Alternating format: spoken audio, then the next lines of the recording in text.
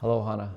Soul Dr. Nick here, and it's March 16th, 2025, around 3:33 p.m. a.m. Whew, it's early in the morning.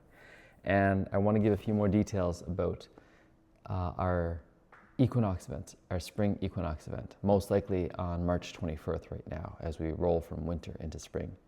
Originally, it was going to be just for men, and then I realized, no, I want to balance the masculine and the feminine, the polarities, and so it's open to both. What happens and who shows up will be up to you. The size of the venue will be up to who I can convince to support us and host it. So there's a few options, but that'll be announced soon. What is it going to be? It's going to be about probably 4 to 5 hours. We're going to find some time for breath, find a little bit of time for sharing, find time for some hot bay and a little bit of lighter medicine work and some integration and bring it together. And beautiful music, safe space. The biggest thing is safe space. So this is an initiatory type event, which means come here prepared to be with what wants to be examined. And that doesn't mean it has to be hard or challenging at all. For some of you, if you're used to pushing through and things are actually challenging, it may actually be just being present and being in the softness of the moment. For some of you, if you've been avoiding being with a thing though, it may feel a little bit more challenging in the moment, and just know that you'll be safe and held throughout it all. Come to this with the idea that you're going to examine yourself, because we're moving from the winter hibernation where you're gathering everything into the spring where literally everything that you've gathered, all that energy that's been stored up, gets to crack open and start sprouting a seed that you don't even know what you're sprouting. So just recognize if you're coming there going, oh, I know exactly what's going to happen. It's like, really? And really, there's a part of you that may know already, and that's okay. Come there knowing that for the most part, you get to be. There's nothing that you need to reveal, nothing you need to say, especially in front of the group. And there will be opportunities too.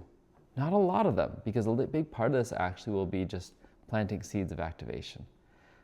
Know that everything that's there is optional in a way. You do not have to receive any hot bay or any medicine. And it's going to be important to take part in the breath in your own way. It doesn't mean pushing, and those who've been to my breath before know this. It's not about saying, oh, I've got to huff and puff and try to keep up. And it's about letting go of the active resistance or the active disbelief.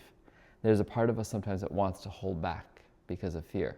And the invitation is to keep noticing what is that would make things more safe. And you're going to notice in the practices I've already been contemplating this morning, how do I keep inviting you to notice it can be safer and safer, and you've got a choice. So know that we're going to have a system set up soon. If you're interested, I'll reach out. You'll have to reserve your space.